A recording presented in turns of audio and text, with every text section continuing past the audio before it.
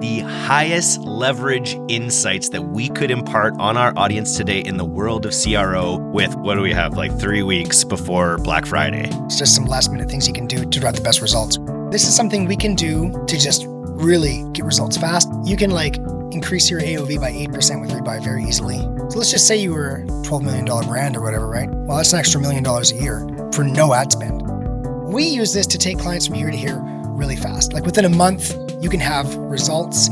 Technically speaking, it's the 7th. If you said, I got to have this for Black Friday, and I mean, Christmas is still after that, right? And you said, I got to have this, you could get set up with that in time and get some results. You can get results within a month.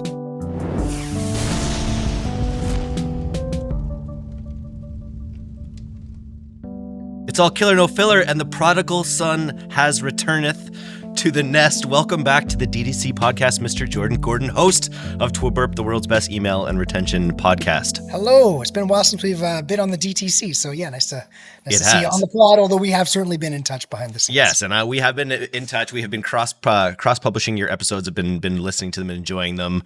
Also recently, in the Pilot House organization, you've been brought in to lead, and you have been leading email retention. And now CRO has also nested under you in this revenue driving position you find yourself in. Yes, and we are one team, one dream now. It's kind of a post-click customer journey service we're putting together and integrating the two, although we don't yet have a flashy name for it. So, we're just email retention and CRO. With a podcast name like Twiburp, we know that naming is a strong suit, although I came up with it. But let's talk about what we're here to talk about today, which are the highest leverage insights that we could impart on our audience today in the world of CRO with, what do we have, like 3 weeks before Black Friday? Yeah, totally.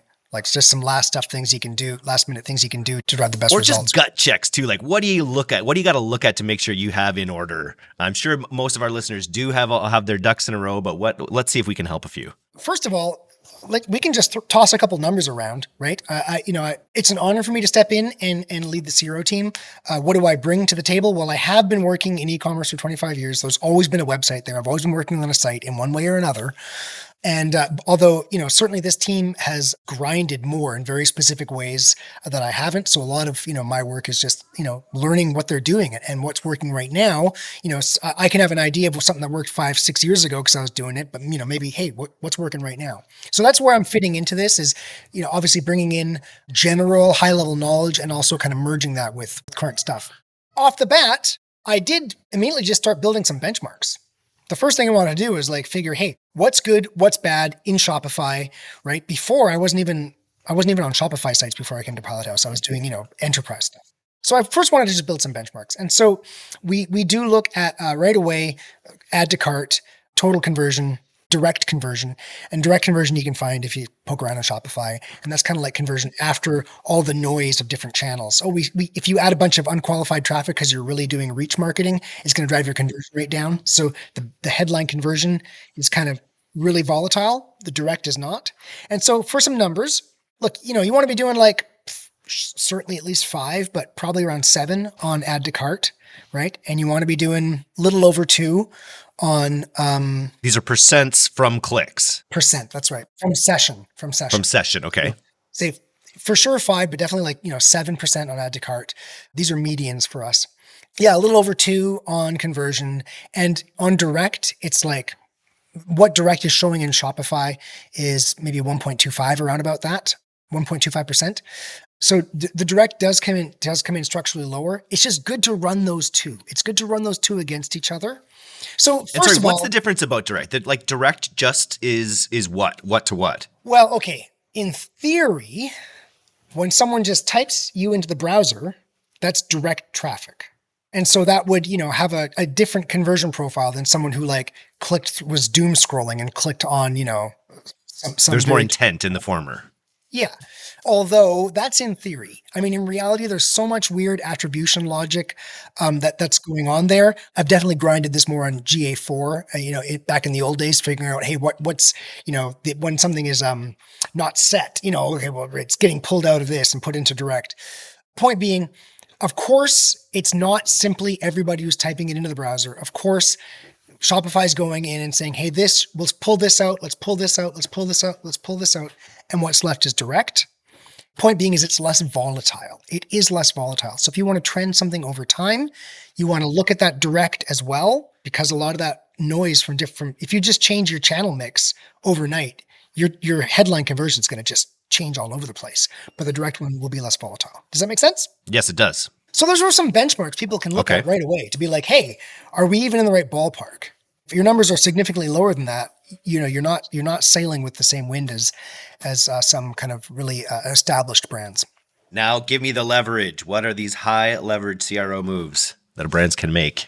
A lot of the way that we design our service is to get brands from here to here quickly, right?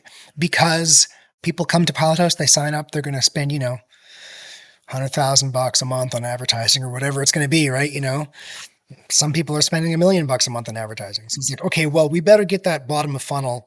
We better get some wins right off the bat. So here's some things that maybe you could even maybe get done in time for Black Friday.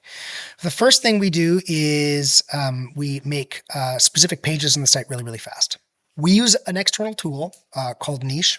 And by the way, if anybody uses Niche through us, they get 50% off on their Niche fees.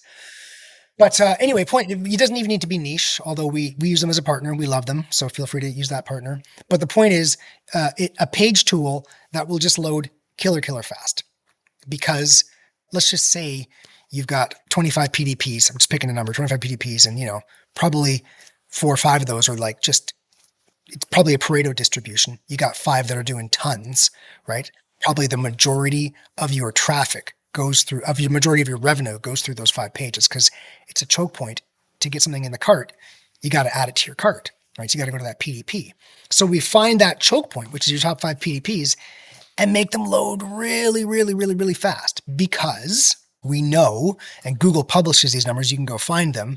Like if something's taking more than three seconds to load, people are bouncing, right? Not going to make it. So, yep. And 3 seconds isn't this magic number. If it's taken more than 1 second, a bunch of people are bouncing, right? And it just gets worse and worse and worse and worse. So by just using a tool to make that page load really fast, what Niche does, by the way, is pulls out a lot of the kind of stuff that's running for regular Shopify. It doesn't need that. It just pulls out a bunch of the crap that runs in the background, but it's integrated with Shopify. It's on the same domain. So I should have Richard at Niche on the World's Best Customer Retention podcast. He can describe all this better than me, of course. But anyway, it's on the same domain, so you don't lose all your tracking. You can pull over an add to cart button. You can pull over a checkout start button to go right to checkout. It's just a cool type page. Get it loading fast, and you get a conversion boost. On one client, the Niche page is running twice as many conversions as the incumbent, so you can get quite a crazy boost on that. That's the first thing we can do. Yeah. I'm with you. I love that one. I know Richard too. I went out for dinner with him when I was in Toronto. Great guy. Have you had him on the DTC pod? I haven't had him on the D2C podcast. No, we'll have to look at that. Get him on the pod and talk about it.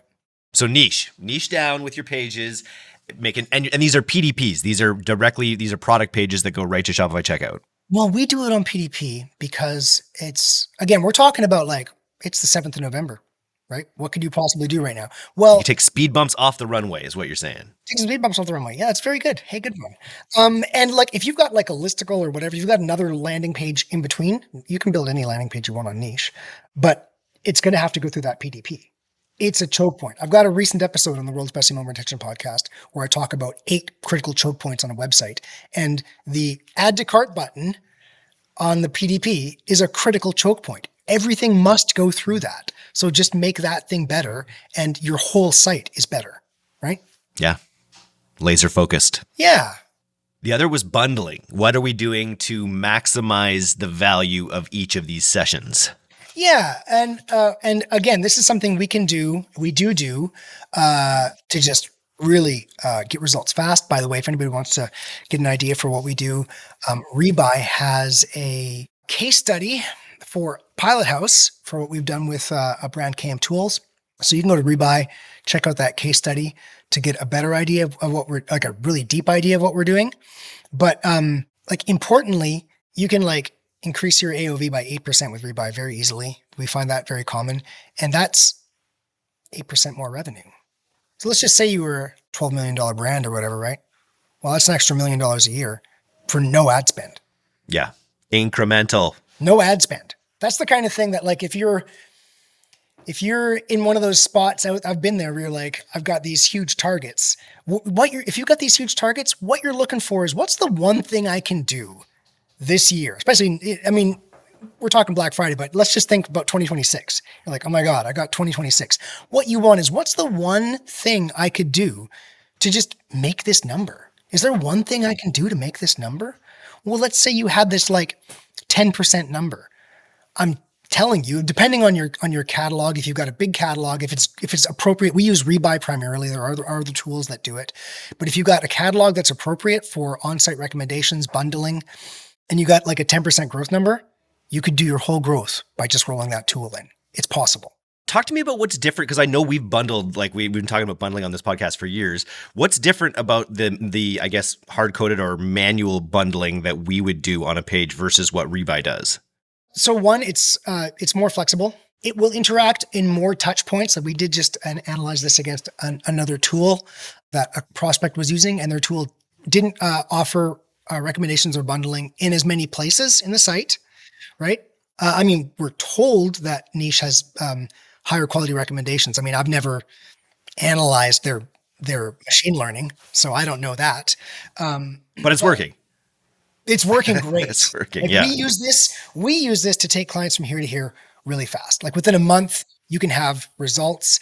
Technically speaking, it's the 7th. If you said, I got to have this for Black Friday, and I mean, Christmas is still after that, right? And you said, I got to have this, you could get set up with that in time and get some results. You can get results within a month. And again, someone can go check out on the World's Best Email Retention podcast. I go through Urban Outfitters and their kind of recommendation system, their complete the look system, to if anybody wants some ideas of how you might use that. But realistically, just at every stage of the purchase journey, saying, why not add this? How about this look?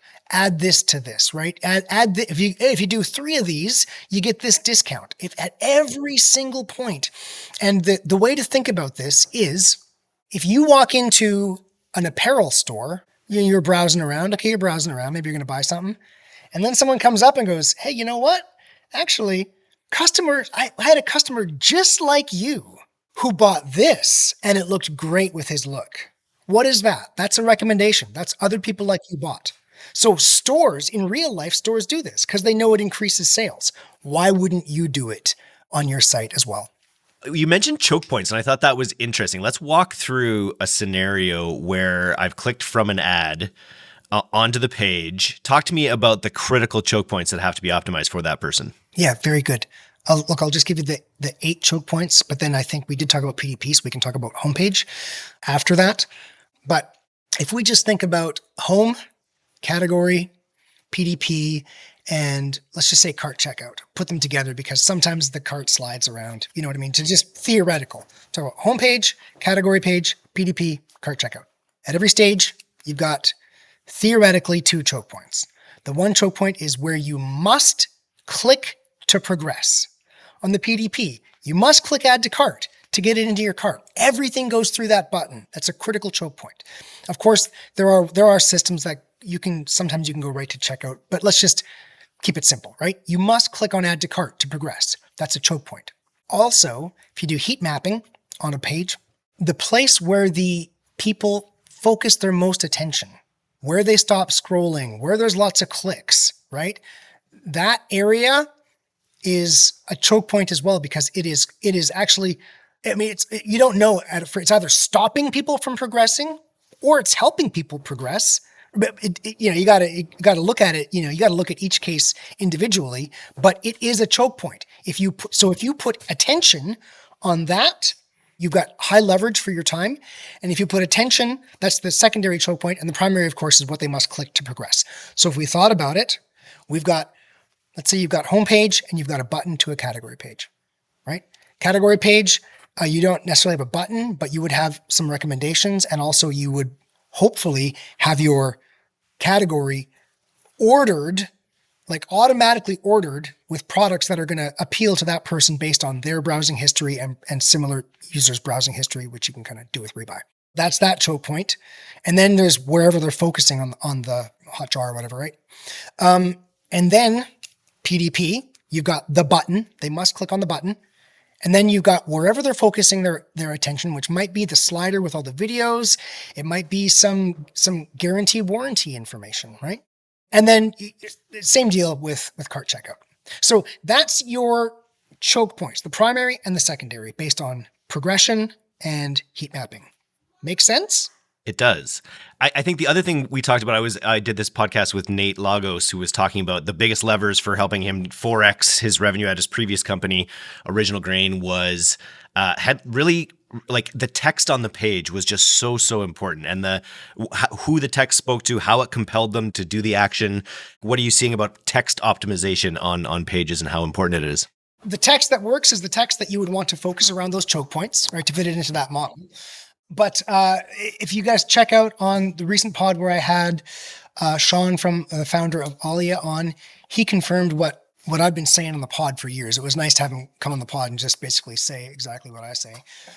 It doesn't happen all the time, but it's nice when it does, was that it's the text, it's the copy that optimizes their pop-up. So and a pop-up is just, let's just call it a page. They do a full takeover. So it's a page. In my mind, the design, the quality of the design, the imagery, that justifies the price point.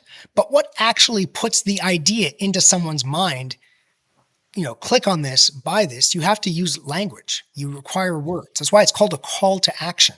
Hey, check this out, right? Shop now. So learn more. I fully agree. And if we thought about where we would apply that, again, we would generally think about applying it around a button where someone has to progress.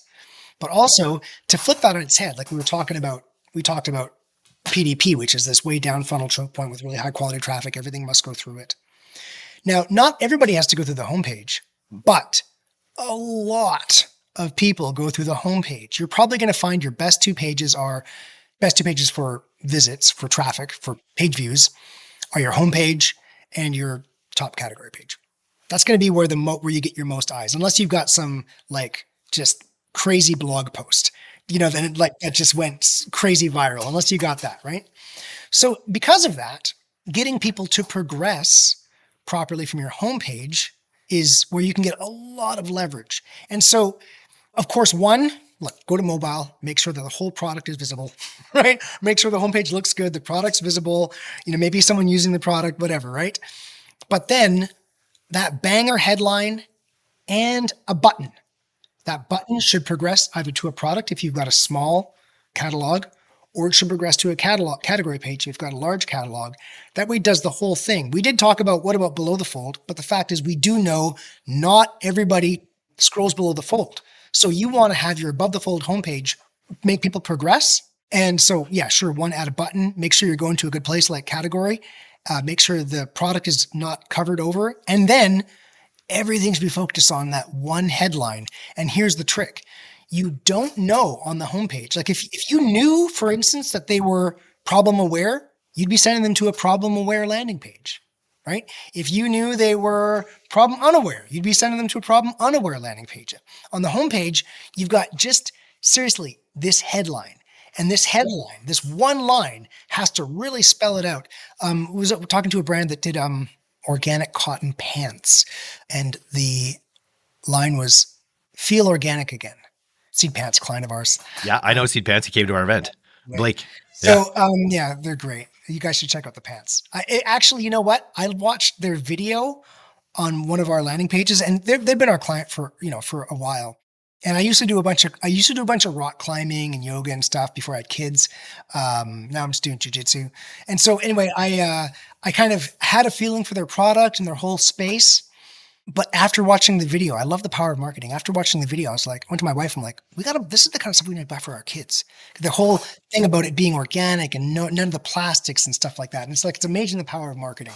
So he says, feel organic again. And the thing is, there's two things going on there. One, it's feel the organic clothing, but then also you yourself feel real. Don't feel fake. Don't feel the office, And it's asking you to feel. And another thing that came on with the podcast recently with Seth Waite, the CPG buying expert, was like, often the people think of their founder story as just being like, here's my story with the product and why I made it. But there's also like, if you can reflect in your marketing how it will make the customer feel rather than how you felt in building it, it's of more course. about the customer. So that headline really speaks to that. Well, first of all, it must be about them, right? Like, why did we, to go to, just to, I say this a lot for email, but it should apply on website as well. It's like, look, if they're going to be a persistent audience for you, it's because they feel that being on your list or whatever is helping them become the better person they want to be. And so it has to speak to them. So it's saying, feel organic again. And to bring this back in, what are we saying here? We're saying that sentence and maybe a subhead is all you get. That is what's going to make your homepage work or not. And if you get that sentence and subhead right, and then just some normal stuff like don't have the copy totally cover your product. If you get those right, people are going to progress to that next stage. And there's so much traffic that hits home that you're like, whoa, my God, look how much more we got on our category page, or look how much more we got on this product page, right? And you increase traffic to a product page because it's a choke point, everything goes up. And I'll close this by saying we do plenty of audits where we just have a gotcha above the whole fold homepage mobile version. And it's like, this doesn't make any sense. What you're doing here doesn't make any sense. And so many people see it. As you're talking about homepage, it makes me think of the experience I always have when I go to the Uniqlo website.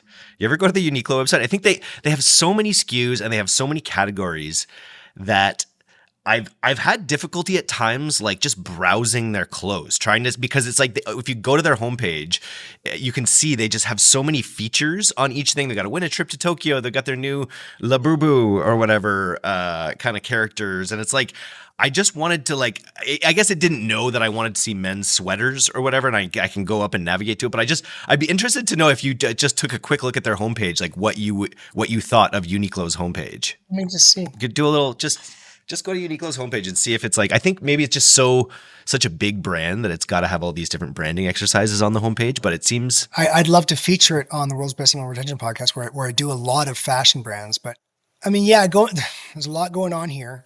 Oh, look, this is very similar to something I saw when I did, recently I did, American Apparel, Everlane and Urban Outfitters. And one thing I'll say is, as I said, we don't know much about what's going on with that consumer when they land on the homepage. If we did know, we would have actively sent them somewhere more appropriate for their needs. More relevant, yeah. So there's so much going on here. I mean, also, if you're going to put some weird campy video, you're going to put it on the homepage. You're not going to put that, That's true. Over the category page, you put a still because you don't want people to focus there. You want people to scroll down. But you can do really brandy things on the homepage because, again, you don't know their level of intent. The level of intent may be very low. So that's where you would take a swing on some interesting video like these little guys running around that I see here. And then down, trip to Tokyo. Okay, that's where you're taking a swing on this stuff and saying, hey, can I, because you got such a wide audience. You have so little, it's so low intent, relatively speaking, to a PDP that you want to try your widest reaches and say, how can we get someone and progress them to another category page or another page? So as I scroll down, that's what they're doing. And then we get into clothes. Third one down is clothes. And they're going to just try to peel me off and kind of send me into somewhere. So look, I'll say you're right. It's more chaotic than, an experience on a category page. It is similar to what a lot of other large apparel brands are doing. I don't have access to their metrics, right? Yeah. The trip to Tokyo is a really interesting approach because that's going to appeal to a lot of people. It's going to like instantly maybe enhance the shopping experience, knowing that if you can go visit them in Tokyo. I visited them in Fukuoka actually in 2004. I remember buying a jacket in 2004 from Uniqlo and being like, this store is cool. Yeah. Yeah. And so like I see multiple apparel brands doing this with their homepage. So my guess is they've tested it and it's what works. And so, I would certainly, what I've been doing my whole career. What is the best brand doing? How can I copy it? Period. Right. So I would want to run this exact same thing, kind of with my apparel brand homepage, have the coolest content, and then just peel people off into different kind of themes. Probably add some buttons though. There's no buttons on this page. You got to have something looks really clickable. Yeah, sure. Yeah, I think you're right. I did kind of notice that on the scroll. I didn't really say anything, but I mean, you're right. It's like it's kind of button free, right? And the reason people use buttons is because they work. We're actually just talking about being ever more scientific about button placements in email, because we say an email is a shoppable landing page. So button density is one of the things that we're going to research in 2026. I can't wait to have you on the podcast to talk button density, but let's wrap it up there. So just to recap, we are talking about making lightning fast PDPs using products like Niche. We are talking about bundling and absolutely maximizing every session upwards of 8% with bundling tools like, what was it called? Well, no, go check out the case study we discussed. It's like upwards of 20%. Yeah, I was going to ask. You said KM Tools. They can go find that. What's the headline on that KM Tools case study? Oh no, but I just Google Rebuy KM Tools and it comes up. So nice, but it was good. And the results were good enough that we did a case study on it. There you go. For sure, the results can be at least what they show in that case study. Of course, if anybody wants to work directly with us, they can come to pilothouse.co, fill out the lead form, we'll speak to them directly.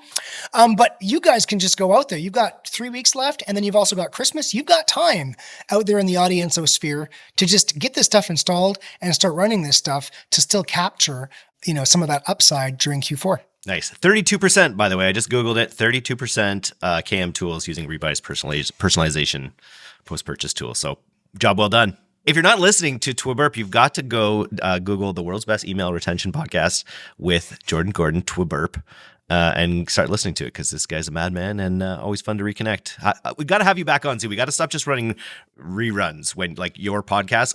I like it when you come on. I like the interaction. We got to do it more. You know what it was? We launched the pod, and I had to just focus on getting content on that pod. Yeah, you still do. Yeah, totally. But not just the time thing. I needed to, what I'm saying on that pod has evolved. It started out very basic. Then we started talking, hey, let's talk to let's speak to 9-figure brands and see what they, and then let's talk about channel kind of integration. So now that I've done that and I've got over a year worth of those episodes, I think it does make sense for me to come back here and, help maybe package. Not everybody necessarily wants to go back and listen to 56 episodes or whatever it is, and just have some conversations with what you're going through right now and see how any of that kind of fits in. I'd love to come back on more often now. Let's do it. Thanks, Jordan. Ciao.